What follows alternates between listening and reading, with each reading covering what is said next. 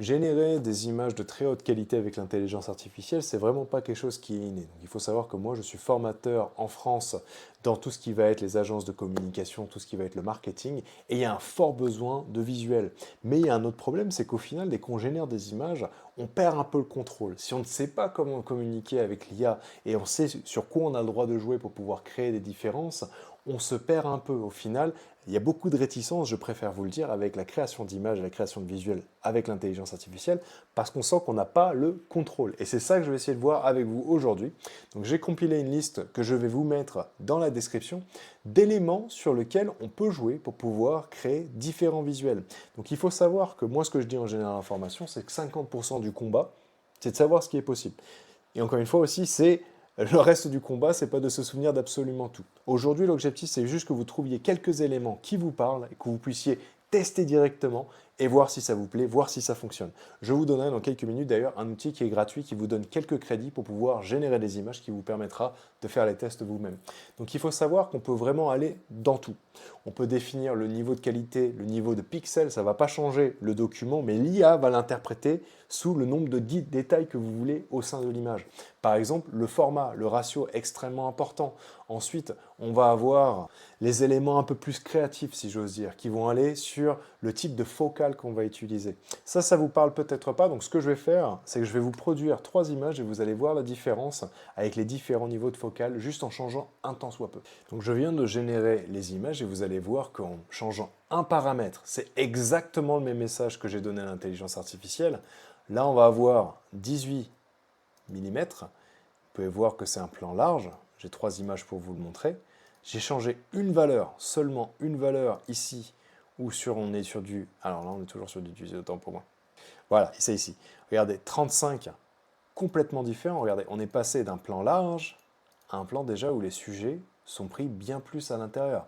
Et enfin, regardez, je change une dernière fois, on part sur du 85 cette fois ici, regardez. C'est la seule valeur que j'ai changée. Seule valeur que j'ai changée et ça va me donner des rendus complètement différents. Donc c'est pour vous montrer à quel point en fait, si on est précis, si on sait de quoi on parle, si on sait comment influencer l'IA nous comprend et va changer exactement ce qu'on essaie ou ce qu'on attend d'elle. Donc regardez, ça c'était un paramètre, maintenant on va aller chercher à aller un peu plus loin. Et regardez maintenant, on a changé, donc j'ai plusieurs sujets encore une fois.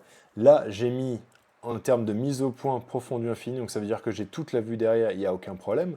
Je prends mon deuxième élément où ça va être mise au point focus sur les sujets principaux avec un léger flou d'arrière-plan. Vous pouvez voir, il faut vraiment le délimitage ici. Et regardez à la fin, cela, je vais avoir énormément de flou et on est absolument concentré sur ces personnes. Donc ça, c'est que 2 paramètres. Maintenant, je vais m'amuser à beaucoup pousser, enfin, je vais pousser beaucoup plus loin, travailler et gérer sur plusieurs paramètres et vous allez vraiment voir la différence. Et donc, on a réussi à générer ça. Donc, la question, c'est pas est-ce que ça plaît, mais la question, c'est en fait comment on arrivait à avoir quelque chose d'aussi précis. Où là, je vais essayer de régénérer quelque chose. Donc, je vais juste changer de modèle parce que celui-là ne me plaît pas. Je vais régénérer, donc le modèle va peut-être influencer. Et vous allez voir qu'au final, on va avoir toujours quelque chose de très cohérent, quelque chose qui se ressemble beaucoup. Et c'est pas seulement pour la prompte, c'est parce que la complexité de la prompte est tellement avancée et précise qu'au final, quoi qu'on veuille, on va avoir quelque chose d'extrêmement similaire. Donc ça, c'est Imagen, c'est le modèle de génération d'images de Google.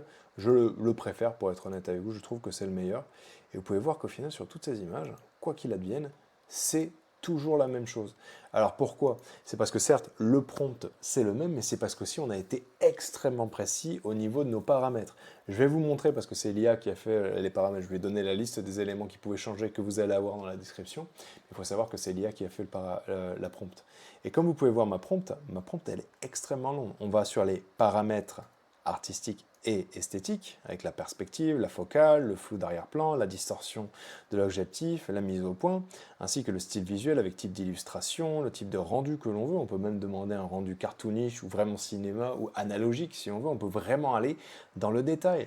Les couleurs, mais c'est vraiment important. Encore une fois, imaginez votre charte graphique, la marque pour qui vous travaillez, le type d'éclairage, encore une fois, super précis. Si vous faites par exemple des photos pour les mannequins où vous avez besoin de retoucher un petit peu à droite à gauche avec l'IA, d'avoir ce côté éclairage, c'est super important.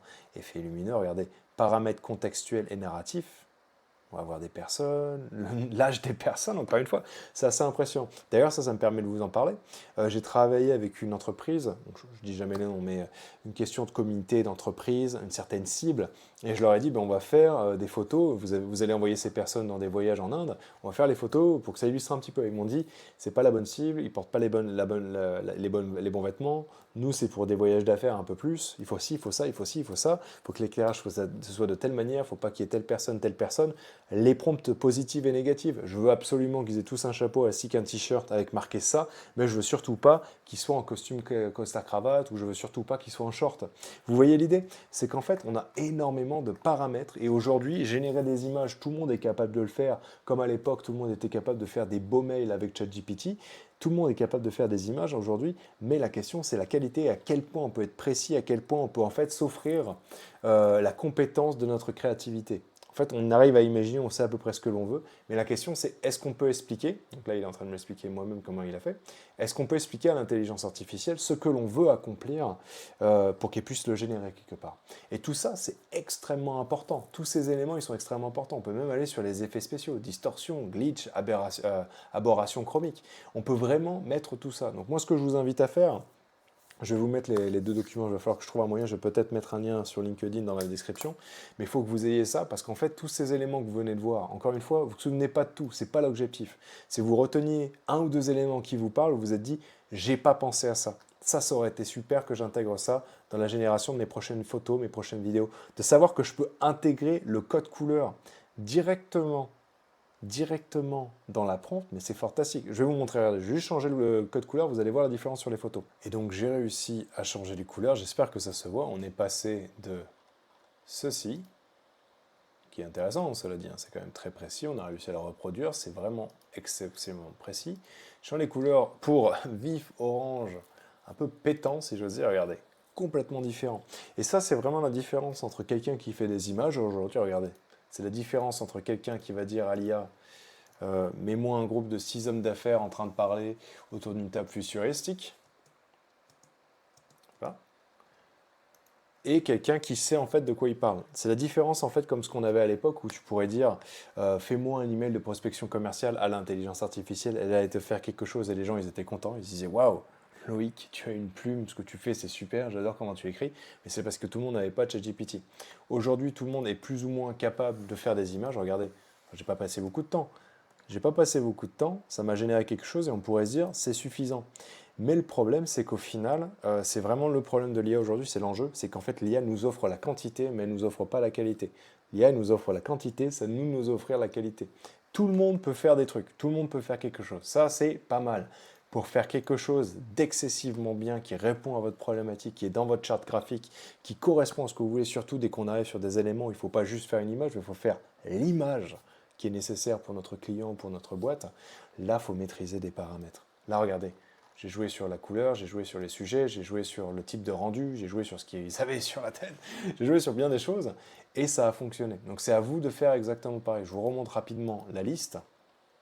Alors oui, ma liste, je vous la retrouve ici.